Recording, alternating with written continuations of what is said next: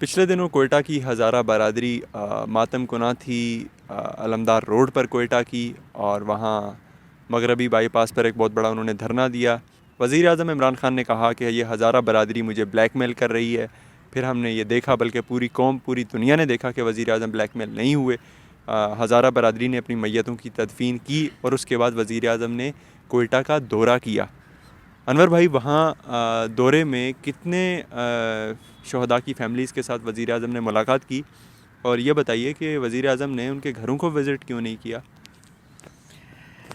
اچھا، سب سے پہلی بات یہ ہے کہ جو وزیر اعظم کوئٹہ گئے، کوئٹہ میں لواحقین کے ساتھ ملاقات کی، سارے ٹی وی چینل نے یہ خبر بڑی ہائی لائٹ کی کہ وزیر اعظم نے لواحقین کے ساتھ ملاقات کی ہے شہداء کے۔ تاہم ذرائع کے مطابق جو شہداء تھے جن کی تعداد 11 تھی،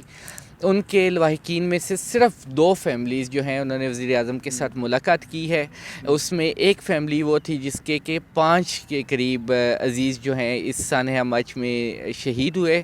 اور ایک فیملی اور تھی جس نے کہ وزیر اعظم سے ملاقات کی۔ باقی جو ورثاء تھے انہوں نے وزیر اعظم سے ملنے سے انکار کیا، اور وہ وزیر اعظم سے نہیں ملے۔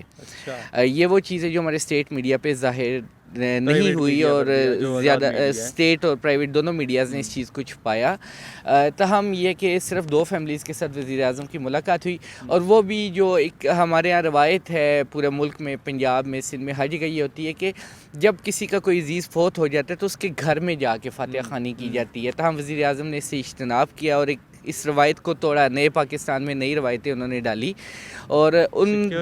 دو فیملیز کو بھی انہوں نے وہاں پہ ایک یونیورسٹی میں، وومن یونیورسٹی میں، بہادر خان وومن یونیورسٹی میں بلایا اور ان سے تعزیت کی۔ اور جہاں تک آپ سیکیورٹی وجوہات کی بات کر رہے ہیں، ایک دن پہلے مریم نواز بھی وہاں پہ جا رہی ہے، بلاول بھی جا رہا ہے، اور دھرنے کے دوران بھی امپورٹنٹ شخصیات جاتی تھی، اور سابقہ وزیر اعظم بھی اسی دھرنے میں عوام میں بیٹھ کے انہوں نے بات چیت کی تھی۔ اور اس سے پہلے بھی ہزارہ کمیونٹی جیسے بھی جذبات رکھے، وہ ایک پرامن کمیونٹی ہے، اور وہ کبھی بھی وائلنس پہ یقین نہیں رکھتے۔ نارملی ان کا کوئی بہت بڑا رول ہمیں پاکستانی تشدد میں یا تشدد کی سیاست میں دکھائی نہیں دیتا، لہٰذا وہاں پہ اس طرح کا تھریٹ نہیں تھا۔ اور دھرنے کی جو سیکیورٹی تھی، دھرنے میں شامل ہونے والے ہر شخص کو چیک کیا جاتا تھا، اس کے بعد انہیں دھرنے میں جانے کی اجازت دی جاتی تھی۔ تو یہ جو سیکیورٹی خدشات کی بات ہے، وجہ کچھ بھی ہوتی ہے، وجہ بنانی ہوتی ہے، وجہ بن جاتی ہے، تو وجہ بن گئی، اور سیکیورٹی خدشات کے باعث وزیر اعظم وہاں پہ لواحقین کے گھروں میں نہیں گئے۔ دوسری چیز جو بڑی امپورٹنٹ تھی، پاکستانی میڈیا نے بھی چلائی، اور اس پر کافی ڈیبیٹ بھی ہوئی کہ جی افغان سفارت خانے نے یہ کہا ہے کہ ان میں سے 7، کبھی 5 کلیم کیا جاتا تھا، پھر 7 میتوں کا، 7 شہداء کے بارے میں یہ کہا کہ وہ افغانی ہیں، اور ان کی ڈیڈ باڈیز افغانستان کے حوالے کی جائیں۔ اس حوالے سے آپ کے پاس کیا اطلاعات ہیں؟ اس والے سے جو ایک پروپیگنڈا پورے ملک میں شروع ہو گیا تھا کہ جی وہ سارے شہداء جو ہیں ان میں پہلے 3 کا کہا گیا، افغان سفارت خانے کی جانب سے خط لکھا گیا کہ 3 شہداء افغانی ہیں، ان کی میتیں واپس کی جائیں۔ اس کے علاوہ اس کے بعد 7 شہداء کا کلیم کیا گیا افغانستان کی جانب سے۔ تاہم جتنے جو شہید ہوئے تھے افراد سانحہ مچ میں، وہ سب کے سب پاکستان میں دفن ہوئے، اور اس نے اس پروپیگنڈے کو ٹوٹلی ایک ختم کر دیا، اس کو کاؤنٹر کر دیا۔ اور سب سے بڑی بات کہ جو ہمارے پاس جو اطلاعات موجود ہیں ان کے مطابق سانحہ مچ میں جو لوگ شہید ہوئے تھے ان میں صرف ایک فرد ایسا تھا جس کے پاس افغان مہاجر کارڈ تھا، اور وہ بھی ایکسپائرڈ تھا وہ کارڈ۔ اس کے علاوہ تقریباً وہاں پہ جتنے لوگ شہید ہوئے ان میں 2 کم عمر کے شہداء تھے، جبکہ جو باقی شہداء تھے ان کی عمریں زیادہ تھی، اور وہ یہاں پر پاکستان میں لیبر کارڈ کی بنیاد پر کام کر رہے تھے۔ کوئلے کی کانوں میں کام کرنے کے لیے جو افغان پاکستان میں آتے ہیں انہیں لیبر کارڈ کی ضرورت ہوتی ہے، وہ لیبر کارڈ کے کام کر رہے تھے۔ اور ان میں سے بھی جو ایک بزرگ یا معمر فرد تھا جو کہ سانحہ میں شہید ہوا، اس کا لیبر کارڈ 80s میں بنا تھا، اور تقریباً 16 سال اس کو ہو گئے تھے پاکستان میں کام کرتے ہوئے، صرف آنے کی مدت کی میں بات نہیں کر رہا، صرف یہاں پر رہتے اور کام کرتے ہوئے۔ اس کے علاوہ دیگر افراد کے بھی لیبر کارڈ تقریباً 10 سال کی ان کی مدت تھی کہ وہ 10 سال سے یہاں پر کام کر رہے تھے، یہیں پہ رہ رہے تھے، ان کے اہل خانہ سب کے یہیں پر تھے، اور زیادہ تر فیملیز ان کی کوئٹہ بیس تھی، کوئٹہ میں ہی رہتی ہیں، اور ذرائع کے مطابق مبینہ طور پہ ایک ہزارہ جماعت جو کہ کوئٹہ بیسڈ ہے،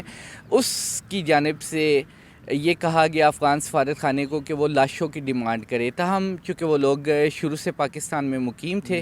اور ان کے آئی ڈی کارڈز میں سے ان کے خاندان کے بعض افراد کے آئی ڈی کارڈ بھی موجود تھے، بعض کے نہیں بنے، بعض کے کارڈز کو بلاک کر دیا گیا، اور یہ جب ہزارہ کے ساتھ مذاکرات ہوئے حکومت کے تو اس میں آئی ڈی کارڈ اور نادرا کے مسائل کے حوالے سے بھی بات کی گئی، اور اس نقطے پہ حکومت نے اتفاق کیا اور اس میں شہداء کمیٹی کے 2 فرد شامل کرنے کی بات پر رضامندی ظاہر کی، کیونکہ اکثر و بیشتر ہزارہ کو آئی ڈی کارڈ اور پاسپورٹ کے حوالے سے مسائل رہتے ہیں، اور ان کے ساتھ بھی وہی مسئلہ تھا کہ ان کے آئی ڈی کارڈز یا تو بلاک تھے یا نہیں بنائے گئے، لیکن یہ لوگ 80 سے یا ایک طویل عرصے سے پاکستان میں مقیم تھے اور یہ لوگ یہاں پر تھے، اور اس کے علاوہ ایک جو شہید تھے ان کے ایک ریلیٹیو سے جب افغان سفارت خانے نے رابطہ کیا کہ ان کی ڈیڈ باڈی کو افغانستان لے کے جانا چاہتے ہیں، کیونکہ پاکستان میں ان کو افغان نیشنل کے طور پہ متعارف کرایا گیا، ایک پروپیگنڈا پورا اسٹیٹ میں لانچ کیا گیا کہ جی وہ افغان شہری تھے، ان کی لاشوں کو واپس کیا جائے، تو نہ صرف اس شہید کے اہل خانہ نے اس افغان سفارتی اہلکار کی انسلٹ کی، بلکہ انہیں سختی سے تنبیہ کر دی کہ ہم پاکستانی ہیں، ہم ہزارہ ہیں، ہم یہیں پہ رہتے ہیں، ہمارے اہل خانہ یہیں پہ، اور ہم اپنے شہید کی تدفین یہیں پہ کریں گے کوئٹہ میں، اور اس وقت بھی جتنی لاشوں کی تدفین ہوئی ہے وہ سب کی سب لوکل ہوئی ہیں، کوئٹہ میں موجود ہیں وہ ڈیڈ باڈیز، اور افغان حکومت بھی اس معاملے پہ کافی حد تک خاموشی اختیار کر چکی ہے، کیونکہ یہ ایک پروپیگنڈا تھا، اور اس میں ایک بڑا رول کم شعور رکھنے والے پاکستانیوں کا بھی ہے کہ جو اس نریٹیو کو جنہوں نے اون کیا، خرید لیا، بائی کیا، اور یہ نریٹیو سوشل میڈیا پہ ہر جگہ پھیلایا گیا، اور یہ نریٹیو پھیلانے کے پیچھے بھی بہت سارے مقاصد تھے جو کہ شاید پاکستان کے حوالے سے زیادہ مثبت انہیں نہیں کہا جا سکتا، پاکستان میں ایک وائلنس کو، ایک تشدد کو اور ایک نفرت کو ہوا دینا اس کا مقصد تھا۔ بہت بہت شکریہ انور عباس، آپ نے سنا 2 بڑی امپورٹنٹ چیزیں یہ آپ کے سامنے لائی ہیں۔ ایک تو یہ ہے کہ وزیر اعظم عمران خان جب کوئٹہ گئے تھے تو وہاں انہوں نے شہداء میں سے صرف 2